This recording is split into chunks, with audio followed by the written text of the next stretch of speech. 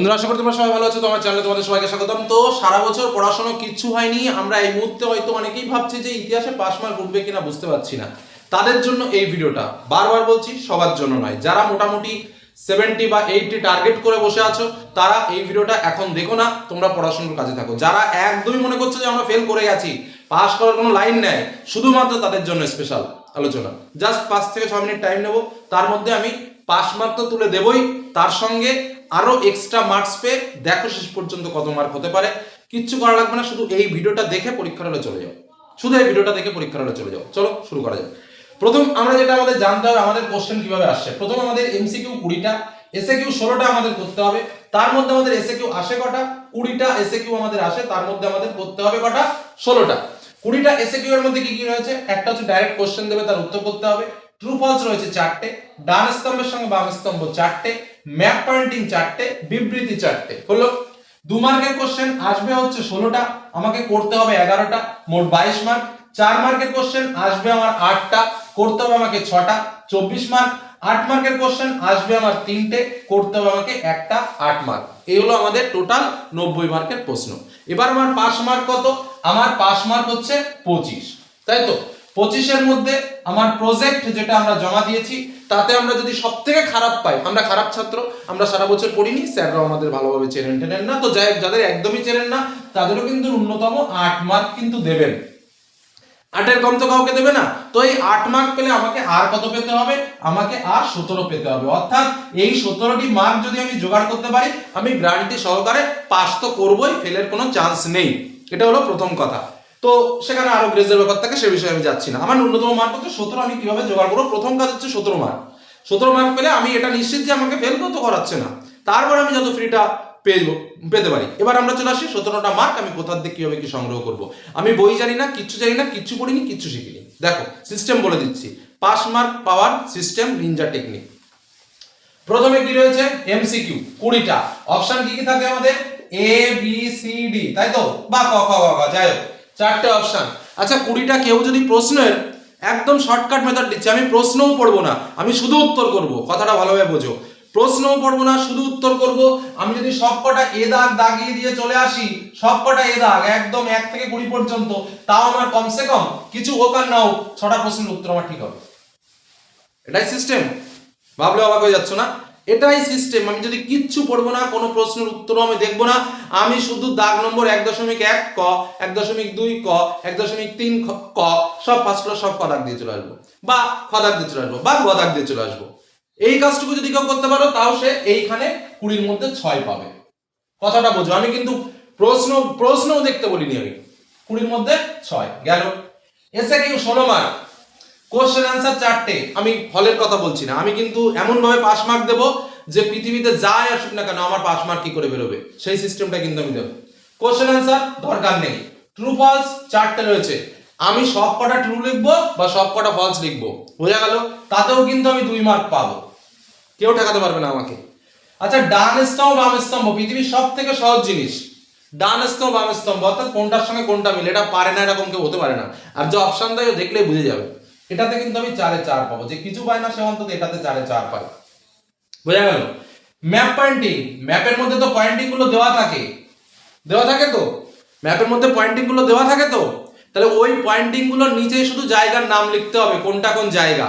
আমি তাও যদি না বুঝি, আমি ওই 4টে পয়েন্টিং এর 4টেই একটা পয়েন্ট লিখে দেবো। ধরো কলকাতা, ওই একটা পয়েন্ট, আমি কলকাতা চিনি না কোথায়, আমি এত বড় মূর্খ যে আমি কলকাতা কোথায় তাও চিনি না, তো আমি সেই কলকাতা পয়েন্ট, তো আমার ম্যাপে 4টে পয়েন্ট করা রয়েছে, সেই 4টে পয়েন্টে সব জায়গায় আমি কলকাতা কলকাতা কলকাতা লিখে দেবো, ব্যাস। লিখলে আমি 1 তো পাবো।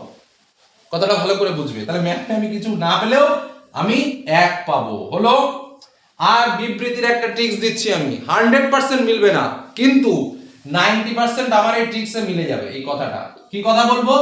বিবৃতিতে যে 4টে প্রশ্ন থাকবে, এই কথা কেউ কখনো বলেনি, আমি আজ বলছি, সেই 4টে প্রশ্নের দেখবে কোন উত্তরগুলো সবচেয়ে বড়, কোন বিবৃতিগুলো সবচেয়ে বড়। ম্যাক্সিমাম ক্ষেত্রে 80% কি 90% ক্ষেত্রে যে বিবৃতিগুলো সাইজটা একটু বড় হয়, যে বিবৃতিগুলো একটু বেশি তথ্যপূর্ণ হয়, সেগুলোই উত্তর হয়। জাস্ট এই ট্রিক্সটা অ্যাপ্লাই করবে, পড়াপড়ির দরকার নেই যদি মাথায় ব্রেন না থাকে। হ্যাঁ, আর যদি পড়তে হয় তো সেক্ষেত্রে ঠিকই আছে, 100% মিলবে না, কিন্তু 90% মিলে যাবে। কেউ যদি এটুকু করে বসতে পারো, অন্তত এই বিবৃতিতে 4-এর মধ্যে 3 পাবে। কি ট্রিক্স গুলোও কিন্তু মাথায় রাখতে হবে, এসব কিন্তু ভয়ঙ্কর ট্রিক্স, এটা তোমাকে কিন্তু কেউ বলবে না। তাহলে এই শর্টের মধ্যে আমার কত মার্ক হয়ে গেল? 6 7 8 আর 4 12 13 আর 3 16 হলো। পাস মার্ক কত ছিল?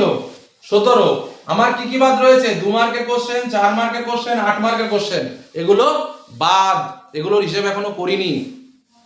এবার দেখো 2 মার্কের কোশ্চেনের প্রথম চ্যাপ্টারের নাম কি? আমাদের দুখানা প্রশ্ন আসবে 2 মার্কের থেকে, প্রতি চ্যাপ্টারের থেকে। আমি যদি বলি ইতিহাসের বৈচিত্র্য বা ইতিহাসের ধারণা, প্রথম চ্যাপ্টার, তাতে কি কি আছে? আমাদের বিভিন্ন ইতিহাস চর্চা, সেই ইতিহাস চর্চার গুরুত্ব কি। তো প্রত্যেকটা গুরুত্বের মধ্যে দুটো তিনটে বৈশিষ্ট্য থাকে। কি কি? অর্থনৈতিক বৈশিষ্ট্য, সামাজিক বৈশিষ্ট্য, সাংস্কৃতিক বৈশিষ্ট্য, এই নিয়ে 2-4 কথা লিখতে হবে, খাতা ফাঁকা রাখবে না। অন্তত এই ইতিহাসের যে বৈচিত্র্য চ্যাপ্টারটা রয়েছে এখানে, তার গুরুত্ব কি জানা যায়, তৎকালীন সমাজ ব্যবস্থা সম্পর্কে জানা যায়, তৎকালীন সংস্কৃতি সম্পর্কে জানা যায়, তৎকালীন অর্থনীতি সম্পর্কে জানা যায়, বা সেই সময়কার পরিস্থিতি সম্পর্কে জানা যায়।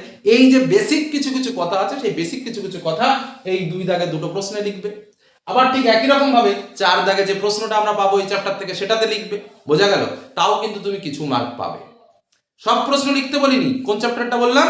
এই ইতিহাসের ধারণা। আর একটা চ্যাপ্টার আমি বলে দিচ্ছি, যেটাতে একটা কমন প্রশ্ন আমরা পাই, এই নারী শিক্ষা, ডেভিডিয়ার, এসব আমি বলছি না। সেটা হচ্ছে কি, বিদ্রোহ চ্যাপ্টার থেকে। বিদ্রোহ চ্যাপ্টার থেকে যে বিদ্রোহ আসুক না কেন, কারণ আমাদের সিলেবাসে রয়েছে বেশিরভাগ সবই হচ্ছে উপজাতি বিদ্রোহ, কৃষক বিদ্রোহ। তাহলে ওই জায়গাটাই তোমাকে শুধু মনে রাখতে হবে কোনটা উপজাতি বিদ্রোহ রয়েছে আর কোনটা কৃষক বিদ্রোহগুলো রয়েছে। ঠিক আছে? তাহলে এইটুকু মুখস্থ করলে বা জেনে রাখলে বিদ্রোহের কারণগুলো তো আমরা জানি, কেন বিদ্রোহ হয়।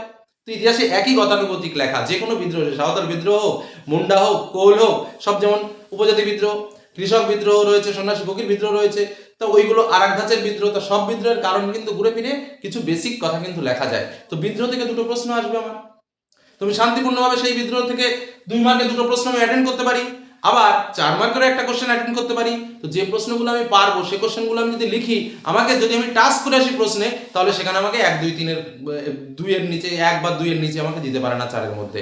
তো আমি মনে করলাম এখানে 6টা প্রশ্ন আমার লেখা, 2 মার্কের 11টা প্রশ্ন আমার দরকার নেই। 2 মার্কের আমি অন্তত 5টা প্রশ্ন তো টাস্ক করে আসতে পারবো। তা 5টা প্রশ্ন যদি আমি টাস্ক করে আসতে পারি, তাও কিন্তু আমি ন্যূনতম 5 মার্ক পাবো। আচ্ছা, 4 মার্কের প্রশ্নে আমার 6টা লেখার দরকার নেই। আমি দুটো, ওই যে দুটো সহজ অধ্যায় বললাম, এই দুটো সহজ অধ্যায়তে দুটো প্রশ্ন লিখতে পারবো। আর একটা সহজ অধ্যায় আছে, কোনটা বলতো? একদম লাস্টের যেটা, একদম লাস্টে, মানে ওই উত্তর ঔপনিবেশিক ভারতের যে পার্টটা আমাদের একদম লাস্ট পার্ট রয়েছে, অর্থাৎ ওই রাজ্য পুনর্গঠনের উদ্যোগ, কেন রাজ্যকে পুনর্গঠন হয়েছিল, বা তোমার ওই কি বলে, পুনর্গঠন কমিশন, হ্যাঁ, তারপরে হায়দ্রাবাদ কি করে যুক্ত হলো, কাশ্মীর সমস্যা, উদ্বাস্তু সমস্যা, একটু গল্প টাইপের ব্যাপার রয়েছে। কারণ যারা একটু রিডিং পড়েছে তারা এমনি লিখতে পারবে ওই প্রশ্নগুলো, কারণ খুবই সহজ টাইপের হয়। বা দুটো একটা প্রশ্ন একটু দেখে নিতে পারো, সেই প্রশ্নটা লিখলেও কিন্তু এই উদ্বাস্তু সমস্যার এখান দিয়েও পারবে, আবার এই 2 মার্কের কোশ্চেনও পারবে। তার মধ্যে দর কমিশন টমিশন এরকম কয়েকটা টিকা রয়েছে। তো এগুলো যদি আমরা একটু একটু করে লিখি, এই 4 মার্কের 6টা প্রশ্নের ভিতরে যদি দুটো তিনটে লিখতে পারি, তাও এখান থেকে অন্তত 2 করে পেলেও তো আমি 5 থেকে 10 মার্ক পেতে পারি শান্তিপূর্ণভাবে, অশান্তি না। আর এই 8 মার্কের প্রশ্ন তো কমন প্রশ্ন পাবো। আমি কিছুক্ষণ আগেও তোমাদের সামনে একটা ভিডিও শেয়ার করেছি, যেটা হচ্ছে 8 মার্কের 5টা প্রশ্ন, সেটা যদি আমরা পড়ি আমরা লিখতে পারবো। আমি বাদই দিলাম, তা সত্ত্বেও আমার কত হয়? আরো 15 যোগ হয়, মানে 31 মার্কস নরমালি পাওয়া যায়। তাহলে 31 মার্কস, আর ওদিকে আমার প্রজেক্টের আরো 8 বা 9 মার্ক আমি যদি ধরি, তাহলে 40 মার্কসের নিচেই কি আমার ইতিহাসে হয়? ইতিহাসে আমি যতই চেষ্টা করি, যতই খারাপ করে লেখার চেষ্টা করি, আমি কিন্তু 40-এর কম পাবো না। যত খারাপ করে লেখার চেষ্টা করি কেন, আমি 40-এর কম আমার হওয়া সম্ভব না। এটা হলো প্রথম কথা। যারা মনে করছো ফেল করব, তাদের জন্য বললাম আমি, যে তারা 40-এর কম পাবে না। কেউ যদি আজ পর্যন্ত ইতিহাস বই নাও পড়ে, সেও কিন্তু এই 40 মার্কের নিচে পাওয়া উচিত না। আমি যে কথাগুলো বললাম, এই কথাটুকুই যদি কেউ মাথায় রাখে হলো। এবার আমি আসি ভালোভাবে করা। আচ্ছা, এইখানে আমি এমসিকিউতে 20 মার্কের মধ্যে 6 মার্ক ধরেছি আন্দাজে। এবার কথা কি, আমি কি সত্যি সব আন্দাজে করবো? আমি কি কিছুই পারবো না? কিছু প্রশ্ন তো পারবো, 5টা 6টা কোশ্চেন তো আমি নিজে করতে পারবো ওই 20টার মধ্যে। আর হয়তো যে কটা পারলাম না, সে কটা সব বদমাইশি বুদ্ধি করলাম, মানে সব এ দাগ দিলাম বা সব বি দাগ দিলাম। তাহলে আমি যদি সেটা রেশিও করি, তাহলে আমি এই 20টার মধ্যে এক্সট্রা আরো 5-6টা কোশ্চেন ভালোভাবে করতে পারবো। এসএকিউ কোশ্চেন আমরা এখানে যেটা কোশ্চেন আনসার বললাম 4টে, স্বাভাবিকভাবে পরীক্ষার হলের একটা ভাবমূর্তি আলাদা বেশি বেশি মনে পড়ে যায়, কি তাই তো? তো সেই মনে পড়াতে আমরা আরো 2-3টে প্রশ্ন পেরে যাবো এখান থেকে ট্রু ফলস অটোমেটিক ভাবে আরো একটা দুটো হয়ে যাবে। ম্যাপ পয়েন্টিং এখানে আরো একটা দুটো হয়ে যাবে। বিবৃতিতে আমাদের 3ই আমি ধরে রাখলাম। 2 মার্কের কোশ্চেন আমি এক্সট্রা আরো 2-3টে লিখতে পারবো, সেখান থেকে আরো 4-5 মার্ক আমার পেয়ে যাবো। 4 মার্কের কোশ্চেন যদি আরো 2-1টা লাইন লিখতে পারি, 2-1টা প্রশ্নের, আমরা এখান থেকে আরো 4-5 মার্ক পেয়ে যাবো। 8 মার্কের কোশ্চেনটা যদি আমি একটু এক্সট্রা লিখি, তাহলে আমার স্বাভাবিকভাবে সেখান থেকে আমার 4-5 মার্ক চলে আসে। তাহলে এই বেসিক নম্বরগুলো যদি আমরা এবার যোগ করি, তাহলে কত হয় দেখো তো? 6 আর 6 12, এদিকে তোমার 3 12 আর 3 15, 15 আর 4 19, 19 আর 4 23, 23 আর 3 26, 26 আর 3 29, 29 আর এদিকে চলে আসো 10 39, এদিকে চলে আসো 14, 39 আর 14 কত হয়? ও আরো 10 বাদ দিয়ে দিয়েছি, ও না ধরেছি, 39 আর 10 হচ্ছে 14, 14 হচ্ছে তোমার 43 আর 10 53, আর এদিকে 4 মানে কত হয় 57, ওদিকে প্রজেক্টে আমি যদি 9ও ধরি গড়ে তাহলে কত হয় 60, 9 7 6 66, তাহলে 66 এর নিচে নম্বর কিন্তু হয় না, যার একটু চোখ মুখ খোলা, যার একটু চোখ মুখ খোলা সে 66 এর নিচে পায় না। এটুকু শুধু বলে রাখলাম, থিমটাও বলে দিলাম, সিস্টেমটাও বলে দিলাম। অর্থাৎ প্রথম কথা যেটা আমি তোমাদের বলবো, পাস নিয়ে কোনো চিন্তা নেই, পাস নিয়ে কোনো চিন্তা নেই। আর যারা একটু লিখতে পারো, পরিবেশটা বোঝো, যারা একটু মানে সচেতন যারা বলো, তারা কিন্তু এই 66 এর নিচে নম্বর আসাটা ইতিহাসে কিন্তু খুব খারাপ বিষয় হয়ে যাবে। আর যারা সারা বছর পড়েছো তাদের কথা তো প্রথমেই বলেছি, এই ভিডিও তাদের জন্য নয়, তাদের জন্য তো স্পেশাল, তারা 80 90 ক্র্যাক করবেই, এটা তো স্বাভাবিক ব্যাপার। তো এইটুকু আলোচনা তোমাদের জন্য শেয়ার করা ঠিক পরীক্ষার আগে। ধন্যবাদ।